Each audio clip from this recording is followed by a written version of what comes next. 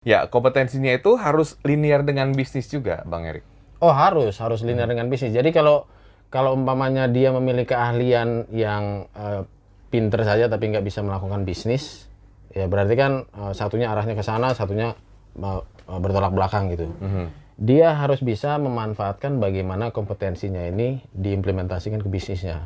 Bagaimana ilmunya ini, dampaknya beda ya. Memang kalau umpamanya memperhatikan nutrisi atau standar kesehatan, otomatis angka pembelian itu akan naik ya. Karena apa? Karena feedback dari pembeli itu akan otomatis jadi bagus. Kalau feedback bagus kan, testimoni bagus, ya penjualan kan naik sendiri gitu. Itu kan karena kompetensi. Smart Business. Halo, jumpa lagi bersama dengan saya William Darmawan dalam podcast Smart Business. Dan apa kabar Anda? Semoga semangat terus. Dan jangan lupa juga ya, setelah menyaksikan podcast ini, untuk Anda subscribe di channel YouTube Smart FM. Topik kita pada kesempatan kali ini adalah KUR berbasis kompetensi untuk bisnis, bukan basis hutang. Bersama dengan Bang Erik Nainggolan. Halo Bang Erik. Halo lagi. Terima kasih telah bergabung di podcast kami ya. Iya, senang. Nah, ini kalau membahas tentang KUR yang berbasis kompetensi. Iya. Ini gimana sih Bang Erik gambarannya? Jadi sejarahnya KUR ini panjang ya, naik turun dan penuh dengan air mata bercucuran gitu. Jadi bank itu pusing ngasih KUR, pemerintah itu pusing juga maksain ngasih KUR ya. Bank-bank itu diberikan kuota ya untuk ngasih KUR. Tapi perkembangan terakhir di dunia digital itu udah mulai kelihatan karena jumlah sampel yang banyak yang belajar ya. Karena kita baru saja melalui masa-masa orang semua masuk ke dunia digital kan harus belajar. Itu kelihatan di situ. Sebenarnya kita ya sebagai platform juga udah menyadari ini karena kita platform yang mengajarkan edukasi dan kita juga paham bahwa kompetensi itu penting dan benar ya, beberapa waktu lalu nanti kita share ya dari Smart FM linknya di mana pemerintah menyampaikan bahwa ada perubahan mekanisme KUR di pemerintah yang bisa mengajukan pinjaman untuk modal usaha, dan ini kali ini berbasis kompetensi. Nah, kalau nggak salah juga itu 3 bulan aja sudah bisa mengajukan bisnis yang baru 3 bulan. Yang penting dia meningkatkan kompetensi keahliannya. Tapi bisa ya Bang ya? Saya baru sedikit mengerti nih, ternyata bisa tadi meminjam dengan basis kompetensi. Bisa, jadi itu yang tadi saya sampaikan, sudah ada perubahan itu. Dan kita tahu di masa digital dan post-COVID ini revolusi terjadi bermacam-macam ya dalam kehidupan kita, dan ini salah satunya. Dan menurut saya ini bagus banget, makanya suatu hal yang bagus kita bahas hari ini, bahwa kenapa masuk akal kalau kompetensi yang diukur. Kenapa masuk akal? Karena kadang-kadang kalau kita mengukur yang seperti selama ini dilakukan, yaitu yang diukur adalah financial background. Betul, Ya. biasanya gitu ya Bang ya? Ya, apa tuh namanya yang terkenal itu, yang suka dicek-cek itu? Background check bukannya? Ya, BI check. BI check. Oke. Ya. Blacklist atau enggak? Blacklist atau enggak ya? Itu kalau umpamanya seorang pengusaha sudah kena ke arah situ, dia udah sedih gitu loh. Ya. Akhirnya nggak dapat. Nah, tapi sebenarnya kalau dari perjalanannya kita lihat, pengusaha-pengusaha yang serius itu pasti berutang. Karena dia udah mengerti mekanisme membangun usaha dan modal dibutuhkan. Dan dari pengalaman digitalisasi ini kita bisa memahami yang paling penting untuk membantu orang untuk bisa mengembalikan pinjaman itu adalah kompetensi, kemampuan dia menghasilkan uang. Menghasilkan profit dari bisnisnya. Bukan kelihayan dia meyakinkan pemodal untuk meminjamkan duit. Betul. Ya, penampilan, performance, bukti, rekening koran dan sebagainya gitu kan. Rekening koran sih ya, maaf kata bisa aja kita minta dibantu sama teman untuk berapa bulan terakhir, ya bisa kan ya. Misalnya kita ada rencana mau mengajukan KUR 6 bulan terakhir, kita bagusin aja, bener nggak akun kita. Tapi kalau kompetensi kalau kita bisa ukur benar-benar, kita akan paham nih orang benar-benar paham mengenai makanan, mengenai rendang misalnya. Iya. Dia kompeten mengenai rendang karena apa? Dia mengikuti standar. Dia mengikuti standar kesehatan yang bagus, dia melihat kandungan nutrisi. Berarti dia kompeten. Ya. Kalau dia kompeten, pasti laku. Kalau dia laku, nggak mungkin gagal bayar. Kan begitu. Makanya ini menurut saya menjadi tolak ukur yang lebih masuk akal dan harusnya dari awal ya menjadi tolak ukur yang paling valid ya. untuk menentukan sebuah bisnis atau usaha itu bisa dapat pinjaman atau enggak dan risikonya rendah atau tinggi gitu. Berarti para pebisnis, para pengusaha harus meningkatkan kompetensi ya, karena tadi bisa mempermudah kita juga untuk mendapatkan pinjaman ya. Betul. Karena memang penilaiannya saya sudah berdasarkan kompetensi tadi ya Bang. Betul. Jadi kalau selama ini secara internasional ya saya juga udah cek pinjaman dari bank itu berbasis background check sama kemampuan kita mengelola uang. Ya, misalnya, saya punya business planning, pemakaian uangnya nanti begini, ya. Itu yang diperhatikan sekarang. Tapi menurut saya itu kayaknya satu langkah terlalu ke depan deh. Bener nggak, Mas? Bagaimana kita bisa pintar mengelola uang ya, atau efektif kalau kita belum paham menghasilkan income, ya kan? Nggak pengalaman jualan tapi bisa menghandle financial itu agaknya terlalu ke depan gitu. Makanya mundur satu langkah itu yang paling penting. Dan saya setuju pemerintah juga kabar baiknya sudah memperhatikan ini kompetensi yang melakukan bisnisnya. Setuju. Jadi kalau umpamanya kita dapat pinjaman itu kita langsung beli satu kendaraan misalnya. Menurut saya itu bukan kompetensi, itu nafsu namanya. Iya kan? Iya, iya. Wah langsung beli kendaraan. Harusnya dia bisa memikirkan bahwa dia sudah tahu, saya sudah tahu nih, saya butuh di sini. Akhirnya itu namanya kompeten, dia paham. Saya butuh untuk research, saya butuh untuk marketing, saya butuh untuk development dari produknya. Nah itu kompeten. Jadi kalau umpamanya dia udah paham itu semua, saya yakin penjualan itu bagus banget.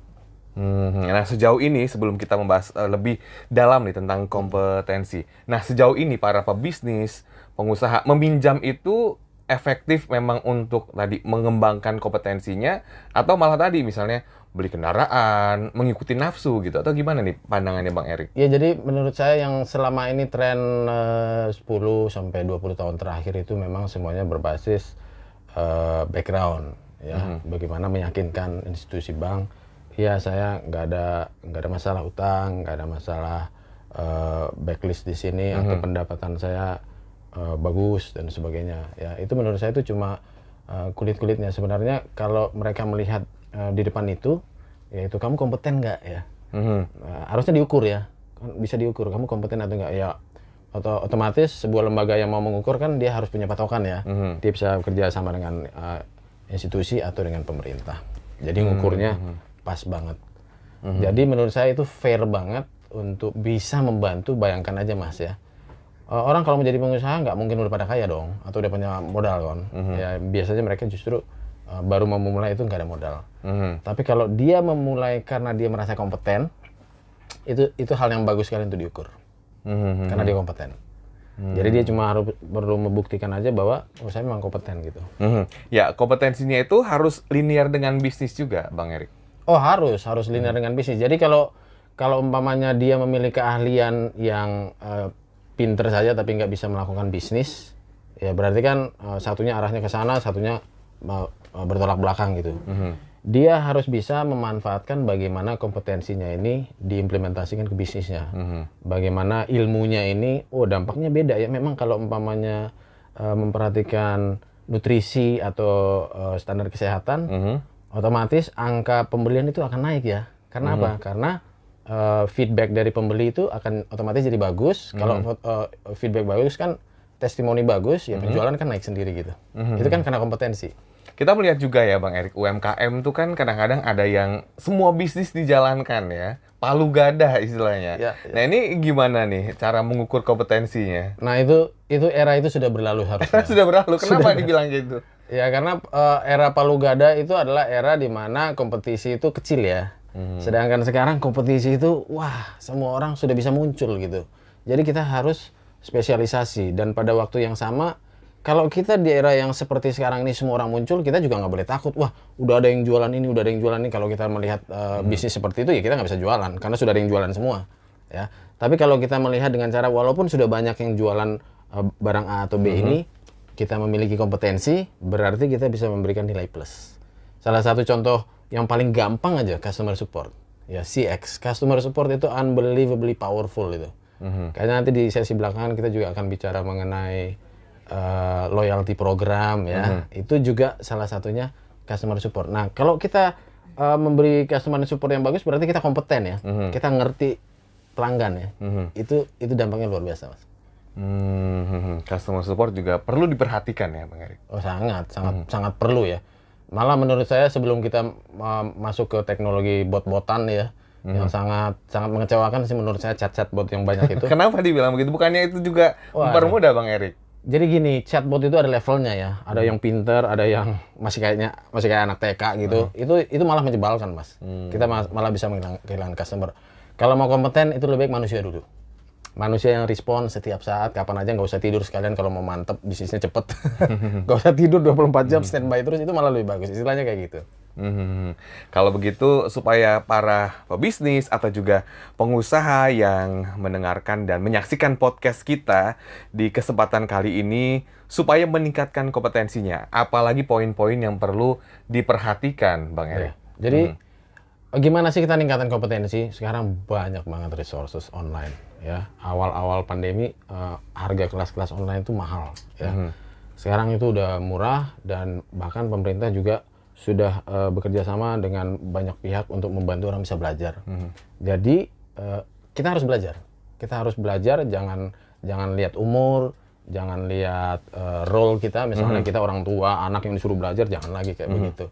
Jadi gunakan momen-momen sekarang ini dan bahkan di saya punya salah satu saluran digital saya bilang kuliah udah nggak relevan loh kuliah itu. Karena pada waktu kita tamat 4 tahun kita udah kadaluarsa.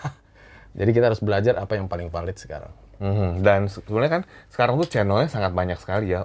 Mudah sekali untuk kita belajar mulai dari yang gratis ya di YouTube atau juga kursus berbayar secara online. Betul. Dari dalam negeri dan juga luar negeri itu bisa meningkatkan kompetensi ya, Bang Erik. Iya, banyak banget jalannya. Dan ingat satu ya, kalau umpamanya kita mau meningkatkan kompetensi selalu diiringi dengan praktek. Ya praktek itu hands on, coba sendiri, jangan ngumpulin PDF, jangan ngumpulin teori-teori cara menjalankan bisnis, cara maju, apalagi cepat kaya gitu, jangan. Kita harus cari ilmu yang bisa dipraktekin dan kita harus praktekin. Kompetensi yang paling bagus itu dengan praktek. Dilakukan ya, Betul. di praktek. Dengan kita melakukan praktek itu istilahnya pisau ya, semakin lama diasah akan semakin tajam dan akhirnya jadi sangat luar biasa. Betul sekali. Jadi praktek itu banyak sekali di underestimate ya, dianggap yang penting saya sudah baca atau saya sudah punya bukunya, ada ilmunya, nanti saya bisa buka kapan aja. Itu justru yang paling bahaya sekarang. Jadi di masa sekarang ini yang paling mendominasi adalah skill yang bisa perform atau ready to use gitu. Bukan skill yang kita bisa tunjukkan cuma di dalam bentuk resume atau ijazah gitu ya. Itu sangat sulit ya untuk bisa beradaptasi atau bisa mendapatkan pengguna yang ready to use gitu. Seberapa penting sih, Bang, sertifikasi sebelum kita ke closing statement? Wah, itu pertanyaan bagus banget tuh. Itu penting banget ya. Sertifikasi itu penting dan saat ini bisa mengalahkan bentuk-bentuk legitimasi seperti ijazah yang formal ya. Sertifikasi kan pendek ya, sertifikasi itu spesialis, itu penting banget. Menurut saya kalau kita punya itu udah bisa punya modal utama untuk bisa dipakai atau jadi laku banget pada waktu kita mau melakukan bisnis modern di zaman sekarang. Baik, terima kasih banyak Bang Erik atas waktunya. Semoga Sama-sama. yang disampaikan bisa bermanfaat untuk Smart Listener semua yang menyaksikan di podcast Smart Business pada kesempatan hari ini. Jangan lupa juga kalau Anda ingin mendengarkan perbincangan kami bersama dengan Bang Erik Nainggolan, Anda bisa menyaksikannya dan juga mendengarkan ya di Smart FM setiap Rabu jam 19.00 waktu Indonesia Barat. Saya William Darmawan, mengucapkan terima kasih. Sampai jumpa. Smart Business. Lead you better.